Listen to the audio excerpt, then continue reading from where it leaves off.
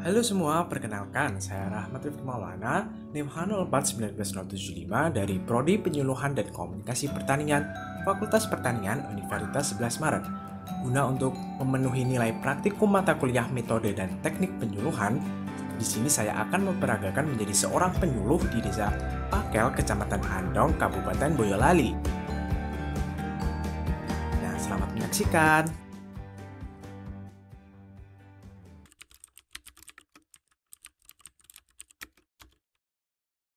Assalamualaikum warahmatullahi wabarakatuh. Waalaikumsalam warahmatullahi wabarakatuh. Sebelumnya saya berterima kasih kepada Bapak dan Ibu-ibu di Gaboktan di Desa Pakel ini. Nah, saya juga berterima kasih nih. Karena apa? Karena Bapak-bapak dan Ibu di sini menaati protokol kesehatan yang telah diterapkan oleh pemerintah. Nah, karena apa? Karena protokol kesehatan itu sendiri baik untuk kita semua.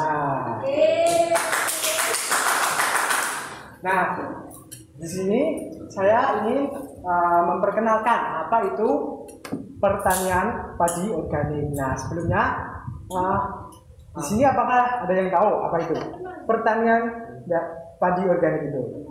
Tidak tahu. Belum tahu. Nah, belum tahu kan? Sebelumnya, kalau belum tahu nanti saya akan memperkenalkan diri dulu, baru memperkenalkan apa itu pertanian organik. Nah, izinkan saya memperkenalkan diri. Nah, saya Rahmat Maulana, biasa dipanggil Rahmat. Saya dari Prodi Penyuluhan dan Komunikasi Pertanian, Fakultas Pertanian Universitas 11 Maret. Nah, langsung saja, saya ingin memperkenalkan apa itu pertanian padi organik. Sebelum saya memperkenalkan materi tentang pertanian organik yang ada di PPT, nah saya punya folder nih yang berisi materi-materi yang ada di PPT itu juga. Nah, di sini saya akan membagikan satu persatu kepada para peserta. Dimohon untuk membacanya karena ini merupakan ilmu yang bermanfaat. Terima kasih. Terima kasih.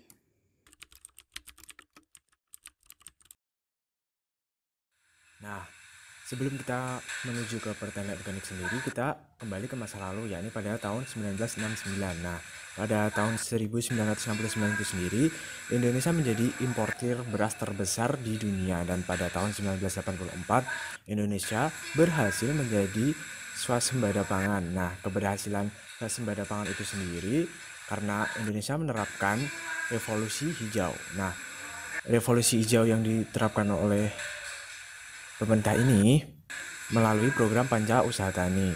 Nah, apa itu? Yakni melalui intensifikasi pertanian, melalui rekayasa varietas unggul, peningkatan teknologi pertanian, pupuk, pestisida, dan akses pengmodalan melalui yang ditopang oleh BIMAS, Insus, Supra, Insus, dan adanya tenaga PPL. Teknologi pertanian yang dikembangkan merusak kelestarian alam dan lingkungan seperti residu pupuk kimia yang bahaya, resistensi dan resurgensi hama, dan global warming. Nah, produk pangan yang dihasilkan juga merugikan kesehatan manusia. Nah, dampak revolusi hijau telah mengancam dan membahayakan keberlanjutan pertanian itu sendiri dan keberlanjutan penghidupan manusia dan kelestarian alam. Nah, gerakan pertanian padi organik ini merupakan gerakan alternatif melawan dampak buruk mengakibatkan kerusakan aspek lingkungan, sosial, politik, dan budaya.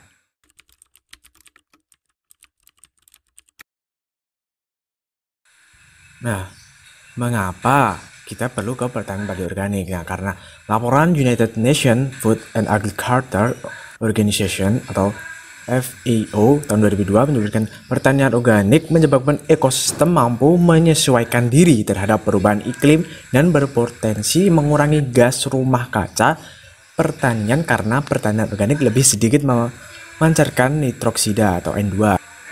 Nah, apa itu pertanian organiknya? Pertanian organik ini adalah sistem manajemen produksi holistik yang meningkatkan dan mengembangkan kesehatan agroekosistem termasuk keragaman hayati, siklus biologi, termasuk di dalamnya ternak dan ikan, dan aktivitas biologi tanah.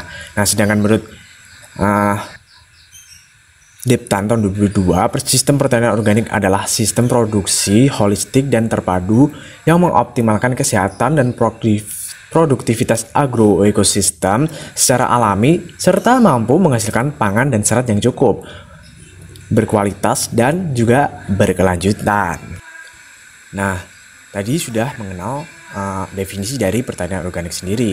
Nah, selanjutnya ada prinsip pertanian organik. Nah, prinsip yang pertama ada prinsip kesehatan, di mana pertanian organik harus melestarikan dan meningkatkan kesehatan tanah, tanaman, hewan, manusia, dan bumi sebagai satu kesatuan yang tidak terpisahkan. Nah, yang selanjutnya ada prinsip ekologi. Nah, prinsip ekologi sendiri itu berarti pertanian organik harus didasarkan pada sistem dan siklus ekologi kehidupan, bekerja, meniru, dan berusaha memelihara sistem dan siklus ekologi kehidupan. Yang selanjutnya prinsip keadilan. Prinsip keadilan itu sendiri berarti pertanian organik harus membangun hubungan yang mampu menjamin keadilan terkait dengan lingkungan dan kesempatan hidup bersama. Prinsip perlindungan. Prinsip yang kelima ini berarti pertanian organik harus dikelola secara hati-hati dan bertanggung jawab. Untuk apa? Untuk melindungi kesehatan dan kesejahteraan generasi sekarang dan mendatang serta lingkungan hidup. Nah, tujuan dari pertanian organik sendiri yang pertama yakni mengoptimalkan kesehatan dan produktivitas dari komunitas yang saling terkait satu sama lain di dalam tanah, tanaman, hewan maupun manusia. Yang kedua, mempromosikan penggunaan tanah, air, dan udara secara sehat serta meminimalkan semua bentuk polusi yang dihasilkan oleh praktek-praktek pertanian. Nah, yang ketiga, menangani produk pertanian dengan penekanan pada cara pengolahan yang hati-hati untuk menjaga integritas organik dan mutu produk pada keseluruhan tahapan. Nah, di sini pasti Bapak dan Ibu-ibu semuanya bertanya, apa sih keunggulan dari sistem pertanian padi organik sendiri? Nah, apa sih kelebihan dari sistem pertanian padi organik sendiri? Nah, yang pertama itu meningkatkan aktivitas organisme yang menguntungkan bagi tanaman. Nah, mikroorganisme itu sendiri seperti rhizobium dan mycorrhiza yang hidup di dalam tanah perakaran tanaman sangat membantu tanaman padi itu sendiri dalam penyediaan dan penyerapan unsur hara. Juga banyak organisme lain yang bersifat menekan pertumbuhan hama dan penyakit tanaman, misalnya pertumbuhan cendawan akar, Ganoderma sp, Phytophthora sp. Nah, dapat ditekan dan dihalangi oleh organisme Trichoderma sp. Nah, kemudian yang selanjutnya yang kedua, meningkatkan cita rasa dan kandungan gizi. Ya, tentunya karena apa? Karena pertanian padi organik sendiri tidak menggunakan bahan pestisida kimia dan pupuk kimia, sehingga cita rasa hasil tanaman organik ini menjadi lebih menarik. Misalnya padi organik yang menghasilkan beras yang pulen, nah gitu. Dan hasil uji laboratorium pun terhadap beras organik mempunyai kandungan protein dan lemak lebih tinggi daripada beras non organik. Begitu pula nasi yang berasal dari beras organik bisa bertahan atau tidak mudah basi 2 kali lebih lama ketimbang nasi beras yang ditanam konvensional. Nah, yang ketiga, meningkatkan ketahanan dari serangga organisme pengganggu. Nah, karena apa? Karena dengan penggunaan pupuk organik yang cukup, maka unsur-unsur hara makro, baik makro maupun mikro terpenuhi semua, sehingga tanaman lebih kuat dan sehat untuk menahan serangan beberapa organisme pengganggu dan lebih tahan dari serangan penyakit. Nah, yang keempat, memperpanjang unsur simpan dan memperbaiki struktur. Nah, buah dan hasil pertanian berupa padi ini tidak cepat rusak atau akibat penyimpanan. Nah, padi juga akan nampak lebih sehat, lebih mengkilap. Nah, hal ini dipahami karena tanaman padi yang dipupuk secara organik, secara keseluruhan bagian tanaman akan mendapat suplai unsur hara secara lengkap sehingga bagian-bagian sel tanaman termasuk sel-sel yang menyusun buah itu sempurna. Nah, yang kelima, membantu mengurangi erosi. Pertanian organik dengan pemakaian pupuk organik menjadikan tanah lebih gembur dan tidak mudah terkikis aliran air. Nah, struktur tanah menjadi lebih kompak dengan adanya penambahan bahan-bahan organik dan lebih tahan menyimpan air dibanding dengan tanah yang tidak dipupuk bahan organik. Nah, pada tanah yang miskin bahan organik, air akan mudah mengalir dengan membawa tanah. Nah, dengan mengkonsumsi beras organik akan mengurangi kadar urea dalam darah yang selama ini telah menumpuk karena kebiasaan mengkonsumsi beras yang dipupuk dengan urea. Nah, dapat mengurangi kadar logam berat dalam darah karena penggunaan insektisida kimiawi. Hal inilah yang dapat mencegah tubuh terserang berbagai macam penyakit berbahaya yang pada dasawarsa terakhir banyak diderita oleh masyarakat.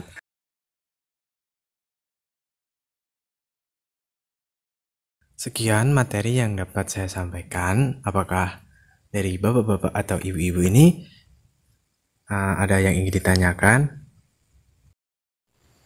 Saya ingin bertanya mengenai bagaimana tahapan budidaya pertanian organik itu sendiri. Terima kasih. Baik, terima kasih atas pertanyaannya. Nah, cara bertanam padi organik pada dasarnya tidak berbeda dengan bertanam padi secara konvensional atau non-organik. Perbedaan untuk bertani padi organik ini terletak pada inputnya. Nah, di mana pada inputnya menggunakan atau memanfaatkan hasil alam sebagai pupuk dan pestisida alami sehingga menghasilkan output yang alami, sehat, dan ramah. Nah, teknik budidaya padi organik dengan cara persiapan benih. Benih sebelum disemai diuji dalam larutan air garam. Larutan air garam yang cukup untuk menguji benih adalah larutan yang apabila benih terapung artinya benih tidak baik untuk ditanam, sedangkan yang tenggelam adalah benih yang baik untuk ditanam. Nah, kemudian benih yang telah diuji direndam di dalam air selama 24 jam, kemudian ditiriskan dan diperam 2 hari, kemudian disemaikan pada media tanah dan pupuk organik 1:1 di dalam wadah segi 4 ukuran 20 x 20 cm. Nah, selama 7 hari, umur 7-10 hari benih padi siap ditanam. Nah, pengolahan tanah ini dilakukan untuk mendapatkan struktur tanah yang lebih baik bagi tanaman dan terhindar dari gulma. Pengolahan dilakukan 2 minggu sebelum tanam dengan menggunakan traktor tangan sampai terbentuk struktur lumpur. Nah, kemudian perlakuan pemupukannya, pemberian pupuknya itu diarahkan kepada perbaikan kesehatan tanah dan penambahan unsur hara yang berkurang setelah dilakukan pemanenan. Nah, pemberian pupuk organik dilakukan pada tahap pengolahan tanah kedua agar pupuk bisa menyatu dengan tanah. Kebutuhan pupuk organik yakni sebesar 15 hingga 20 ton per hektar. Kondisi tanah membaik, maka pupuk organik bisa berkurang disesuaikan dengan kebutuhan. Nah, pupuk organik yang sering digunakan untuk memupuk tanaman adalah kompos. Kompos merupakan pupuk organik yang berasal dari sisa tanaman, hewan, dan limbah organik yang telah mengalami proses dekomposisi. Nah, dalam sistem pemeliharaannya, sistem tanam padi organik tidak membutuhkan genangan air yang terus-menerus atau cukup dengan kondisi yang basah. Penggenangan dilakukan hanya untuk mempermudah pemeliharaan. Pada prakteknya, pengelolaan air pada sistem pertanian organik dapat dilakukan sebagai berikut. Pada umur 1-10 HST, tanaman padi digenangi dengan ketinggian air rata 1 cm. Kemudian pada umur 10 hari dilakukan penyangan. Setelah dilakukan penyangan, tanaman tidak digenangi. Perlakuan yang masih membutuhkan penyangan berikutnya, maka 2 hari menjelang penyangan, tanaman digenang. Pada saat tanaman berbunga, tanaman digenang, dan setelah padi matang susu, tanaman tidak digenangi kembali hingga panen. Nah, dalam pengendalian hama dan penyakitnya, padi organik dapat dilakukan pengendalian secara mekanis dilakukan dengan menangkap hama secara langsung atau menggunakan perangkap. Kemudian pengendalian secara kultur teknis dilakukan dengan menanam tanaman inang di sekitar lahan tanaman padi organik. Nah, kemudian pengendalian menggunakan pestisida organik yang dapat mengendalikan hama walang sangit, penggerek batang, wareng coklat, dan wareng hijau. Pencegahan hama dan penyakit dilakukan dengan menggunakan pestisida alami seperti bawang merah, bawang putih, cabai merah, tembakau, kunyit, serai, sirsak. Bagaimana Bapak? Apakah sudah cukup jelas? Baik, sudah cukup jelas, Pak. Terima kasih. Apakah ada yang ingin ditanyakan lagi? Saya ingin bertanya, bagaimana pertanian organik mampu meningkatkan pendapatan petani? Baiklah, saya akan mengambil contoh dari Bapak Wahyudi dari Ngawi, Jawa Timur. Nah, beliau pada padi organiknya memerlukan biaya sekitar 25 juta per hektar. Nah, karena sistem pertanian yang dia lakukan ramah lingkungan, sebelum menanam beliau harus menyembuhkan lahan dengan pupuk kandang terlebih dahulu. Sementara untuk mengendalikan hama, dia menggunakan bahan-bahan alami yang ada di sekitarnya. Nah, dengan sistem pertanian organik ini dilakukan dengan hasil panen dari 1 hektar tanam bisa mencapai 6 hingga 8 ton gabah kering. Nah, sementara harga gabah di wilayah tersebut dihargai dengan 8.000 per kilogramnya, sehingga Bapak Wahyudi meraup keuntungan sekitar 39 juta per hektar. Nah, keuntungan itu akan meningkat pada musim tanam kedua karena biaya untuk menyembuhkan lahan tak semahal pada musim pertama.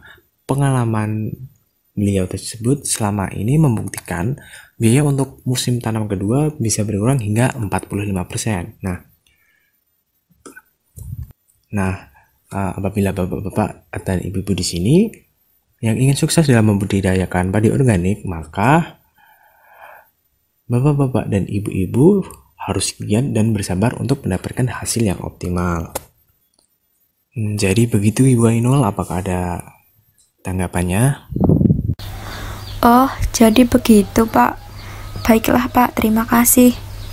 Saya jadi tertarik untuk memulai pertanian organik ini.